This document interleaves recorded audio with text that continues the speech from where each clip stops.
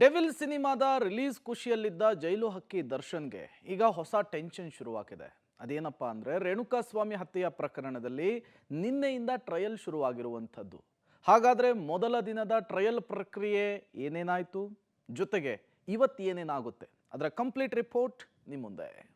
ರೇಣುಕಾಸ್ವಾಮಿ ಹತ್ಯೆ ಪ್ರಕರಣದಲ್ಲಿ ಟ್ರಯಲ್. ಮಗನ ಕೊಲೆ ಕೇಸ್ನಲ್ಲಿ ತಂದೆ ತಾಯಿ ಸಾಕ್ಷ್ಯ. ಕೋರ್ಟ್ನಲ್ಲಿ ರೇಣುಕಾ ತಾಯಿ ಹೇಳಿಕೆ ದಾಖಲು. ಕೋರ್ಟ್ ಕಲಾಪ ವೀಕ್ಷಿಸಿದ ಆರೋಪಿ ದರ್ಶನ್. ರೇಣುಕಾಸ್ವಾಮಿ ಹತ್ಯೆ ಪ್ರಕರಣ ಸಂಬಂಧ ಟ್ರಯಲ್ ಶುರುವಾಗಿದೆ. ಬೆಂಗಳೂರಿನ 57ನೇ ಸಿಸಿಎಚ್ ಕೋರ್ಟ್ನಲ್ಲಿ ನಿನ್ನೆ ಮೊದಲ ದಿನದ ಟ್ರಯಲ್ ನಡೆಸಲಾಯಿತು. ಮಗನ ಕೊಲೆ ಕೇಸ್ನಲ್ಲಿ ತಂದೆ ತಾಯಿಯೇ ಸಾಕ್ಷಿಯಾಗಿದ್ದ ಹಿನ್ನೆಲೆ ರೇಣುಕಾ ಪೋಷಕರಿಗೆ ಸಮನ್ಸ್ ನೀಡಲಾಗಿತ್ತು. ಅದರಂತೆ ನಿನ್ನೆ ಕೋರ್ಟ್ನಲ್ಲಿ ಟ್ರಯಲ್ ಎದುರಿಸಿದ್ರು ಪವಿತ್ರ ಗೌಡ ಪರ ವಕೀಲ ಬಾಲನ್. ಪ್ರಶ್ನೆಗಳ ಸುರಿಮಳೆಗೈದ್ರು. ಇದಕ್ಕೆ ತಡಬಡಾಯಿಸದೆ ರೇಣುಕಾಸ್ವಾಮಿ ತಾಯಿ ಕೂಡ ಉತ್ತರಿಸಿದ್ರು. ಮೊದಲಿಗೆ ರೇಣುಕಾಸ್ವಾಮಿ ತಾಯಿ ರತ್ನಪ್ರಭಾ ಅವರ ಸ್ವವಿವರವನ್ನ ನ್ಯಾಯಾಧೀಶರ ಮುಂದೆ ಹೇಳಿಕೆ ದಾಖಲಿಸಲಾಯಿತು. ಇನ್ ಕ್ಯಾಮೆರಾ ಮೂಲಕ ಪ್ರಕ್ರಿಯೆ ಆರಂಭಿಸಿದ ಕೋರ್ಟ್ ಪ್ರಕರಣಕ್ಕೆ ಸಂಬಂಧಿಸಿದವರ ಬಿಟ್ಟು ಎಲ್ಲರನ್ನ ಹೊರಕ್ಕೆ ಕಳುಹಿಸಿದ್ರು. ಹಿರಿಯ ವಕೀಲರ ಜೊತೆ ಮತ್ತೊಬ್ಬ ಸಹಾಯಕರು ಮಾತ್ರ ಕೋರ್ಟ್ ಒಳಗೆ ಇರಲು ಜಡ್ಜ್ ಸೂಚಿಸಿದರು. ಬಳಿಕ ಪವಿತ್ರ ಗೌಡ ಪರ ವಕೀಲ ಅವರು ರೇಣುಕಾಸ್ವಾಮಿ ತಾಯಿಗೆ ಪ್ರಶ್ನೆಗಳನ್ನ ಕೇಳಿದ್ರು. ಹಾಗಿದ್ರೆ ಕೋರ್ಟ್ನಲ್ಲಿ ಪಾಟಿ ಸವಾಲು ಹೇಗಿತ್ತು ಅಂತ ನೋಡೋದಾದ್ರೆ, ರೇಣುಕಾಸ್ವಾಮಿ ಹತ್ಯೆ ಕೇಸ್ ಟ್ರಯಲ್. ಪವಿತ್ರ ಪರ ವಕೀಲ: ನಿಮ್ಮ ಮಗನ ಮೇಲೆ ಕೇಸ್ ಇದ್ದದ್ದು ನಿಮಗೆ ಗೊತ್ತಾ?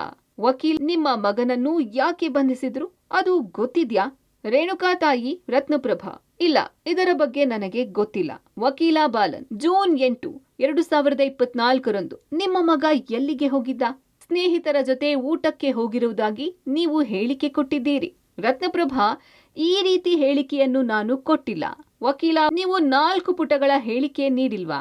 ಯಾವ ಊರಲ್ಲಿ ಯಾವ ಸಮಯದಲ್ಲಿ ಹೇಳಿಕೆ ಕೊಟ್ರಿ? ರತ್ನಪ್ರಭಾ: ಯಾವ ಊರು ಯಾವ ಸಮಯ ಕೊಟ್ಟಿದ್ದೇವೆ ಎಂದು ಗೊತ್ತಿಲ್ಲ. ವಕೀಲ: ನಿಮ್ಮ ಮಗ ಸೊಸೆ ಬಳಿ ಪ್ರತ್ಯೇಕ ಮೊಬೈಲ್ ಇದೆಯಾ? ರತ್ನಪ್ರಭಾ: ರೇಣುಕಾ ತಾಯಿ: ಹೌದು, ಪ್ರತ್ಯೇಕವಾದ ಮೊಬೈಲ್ ಇದೆ. ವಕೀಲ: ಪೊಲೀಸರಿಂದ 3ವರಿಗೂ ಕರೆ ಬಂದಿತ್ತಾ? ರತ್ನಪ್ರಭಾ: ಇಲ್ಲ, ನನಗೆ ಮಾತ್ರ ಕರೆ ಬಂದಿತ್ತು. ವಕೀಲ: ನಿಮ್ಮ ಮೊಬೈಲ್ ಅನ್ನು ಪೊಲೀಸರು ಪರಿಶೀಲಿಸಿದ್ದಾರಾ? ರೇಣುಕಾ ತಾಯಿ ರತ್ನಪ್ರಭಾ: ಹೌದು, ಮೊಬೈಲ್ ಪರಿಶೀಲಿಸಿದ್ದಾರೆ. ಹೀಗೆ ಪವಿತ್ರ ಗೌಡ ಪರ ವಕೀಲರು ಕೇಳಿದ ಪ್ರಶ್ನೆಗೆ ರೇಣುಕಾಸ್ವಾಮಿ ತಾಯಿ ಉತ್ತರ ನೀಡಿದ್ದಾರೆ. ಇದಷ್ಟೇ ಅಲ್ಲದೆ ಹತ್ಯೆಯಾದ ರೇಣುಕಾಸ್ವಾಮಿ ಯಾವ ಬಟ್ಟೆಯನ್ನ ಧರಿಸಿದ್ದ, ಕೊಲೆಗೂ ಮುನ್ನ ಟೀ ಶರ್ಟ್ ಧರಿಸಿದ್ನ, ಬೇರೆ ಯಾವುದಾದ್ರೂ ಬಟ್ಟೆ ಹಾಕಿದ್ರಾ ಎಂಬುದರ ಬಗ್ಗೆಯೂ ಕೋರ್ಟ್ನಲ್ಲಿ ಪಾಟಿ ಸವಾಲು ನಡೆಯಿತು. ಅದರ ಡೀಟೇಲ್ಸ್ ನೋಡೋದಾದ್ರೆ, ಟೀ ಶರ್ಟ್ ಧರಿಸಿದ್ನಾ ಇಲ್ವಾ? ವಕೀಲ: ಶವದ ಮೇಲಿದ್ದ ಟೀ ಶರ್ಟ್ ಹಾಕಿಕೊಂಡು ಹೋಗಿದ್ನಾ? ರತ್ನಪ್ರಭಾ: ಇಲ್ಲ, ಬೇರೆ ಶರ್ಟ್ ಹಾಕಿಕೊಂಡು ಹೋಗಿದ್ದ. ವಕೀಲ: ಪೊಲೀಸರು ಟೀ ಶರ್ಟ್ ಬಗ್ಗೆ ವಿಚಾರಣೆ ಮಾಡಿದ್ರ? ರತ್ನಪ್ರಭಾ: ಇಲ್ಲ, ವಿಚಾರಣೆ ಮಾಡಿಲ್ಲ. ವಕೀಲ: ನಿಮ್ಮ ಮಗ ಜೀನ್ಸ್ ಪ್ಯಾಂಟ್ ಹಾಕಿಕೊಂಡು ಹೋದ್ನಾ? ಈಗಲೂ ನಿಮ್ಮ ಮನೆಯಲ್ಲಿ ಆ ಪ್ಯಾಂಟ್ ಇದೆ, ಕೈ ಗಡಿಯಾರ ಇದೆ, ನೀವು ಸುಳ್ಳು ಹೇಳ್ತಿದ್ದೀರಾ? ರತ್ನಪ್ರಭಾ: ನಮ್ಮ ಮನೆಯಲ್ಲಿ ಇಲ್ಲ. ವಕೀಲ: ಈ ಟೀ ಶರ್ಟ್ ಈ ಮೊದಲು ಎಲ್ಲಿ ನೋಡಿದ್ರಿ? ರತ್ನಪ್ರಭಾ: ಎಲ್ಲೂ ಈ ಟೀ ಶರ್ಟ್ ನೋಡಿಲ್ಲ. ವಕೀಲ: ಮಗ ಕೆಲಸಕ್ಕೆ ಹಾಜರಾಗಿದ್ದಾನ ಅಂತ ಗೊತ್ತಾಗಿದ್ದು ಯಾವಾಗ? ರತ್ನಪ್ರಭಾ: ರೇಣುಕಾ ತಾಯಿ: ಇಲ್ಲ, ನಮಗೆ ಗೊತ್ತಾಗಿಲ್ಲ. ವಕೀಲ: ಶನಿವಾರ ಫಾರ್ಮಸಿ ಯೂನಿಫಾರ್ಮ್ ಹಾಕಿದ್ನಾ? ರತ್ನಪ್ರಭಾ: ಶನಿವಾರ ಹಾಕುವಂತಿರ್ಲಿಲ್ಲ, ಹಾಗಾಗಿ ಹಾಕಿಲ್ಲ. ವಕೀಲ: ಚೈನ್ ಉಂಗುರ ಧರಿಸಿದ್ದ ಅಂತ ಹೇಳಿಕೆ ನೀಡಿದ್ದೀರಾ? ರತ್ನಪ್ರಭಾ: ಹೌದು, ಚೈನ್ ಉಂಗುರ ಧರಿಸಿದ್ದ. ವಕೀಲ: ರಾಜಕೀಯ ಪಿತೂರಿಯಿಂದ ಸಾಕ್ಷಿ ಹೇಳ್ತಾ ಇದ್ದೀರಾ? ರತ್ನಪ್ರಭಾ: ರೇಣುಕಾ ತಾಯಿ: ಇಲ್ಲ ಎನ್ನುವ ಮೂಲಕ ಪವಿತ್ರ ಗೌಡ ಪರ ವಕೀಲ ಬಾಲನ್ ಪ್ರಶ್ನೆಗೆ ರೇಣುಕಾಸ್ವಾಮಿ ತಾಯಿ ಉತ್ತರ ನೀಡಿದ್ದಾರೆ. ಸಾಕ್ಷಿ ಕಟಕಟೆಯಲ್ಲಿ ರೇಣುಕಾಸ್ವಾಮಿ ಪೋಷಕರು. ಇಂದು ಕೂಡ ಮುಂದುವರಿಯಲಿದೆ ವಿಚಾರಣೆ. ಇನ್ನು 2 ಗಂಟೆಗಳ ವಿಚಾರಣೆ ಬಾಕಿ ಇರುವ ಹಿನ್ನೆಲೆ ಇಂದು ಮಧ್ಯಾಹ್ನಕ್ಕೆ ಕೋರ್ಟ್ ವಿಚಾರಣೆಯನ್ನು ಮುಂದೂಡಲಾಗಿದೆ.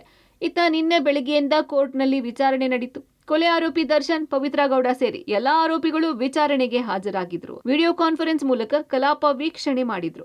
ಇದರ ಬೆನ್ನಲ್ಲೇ ಪವಿತ್ರ ಗೌಡ ಪರ ವಕೀಲರು ಮನೆಯೂಟವನ್ನ ನೀಡಬೇಕು ಎಂದು ಮನವಿ ಮಾಡಿದ್ರು. ಇದಕ್ಕೆ ಆಕ್ಷೇಪ ವ್ಯಕ್ತಪಡಿಸಿದ ಎಸ್ಪಿಪಿ, ಕೋರ್ಟ್ ಮ್ಯಾನ್ಯುಯಲ್ನಲ್ಲಿ ಏನಿದೆಯೋ ಅದನ್ನ ನೀಡ್ತೀವಿ ಎಂದು ತಿಳಿಸಿದ್ರು.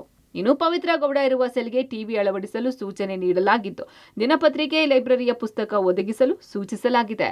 Crime bureau, public TV.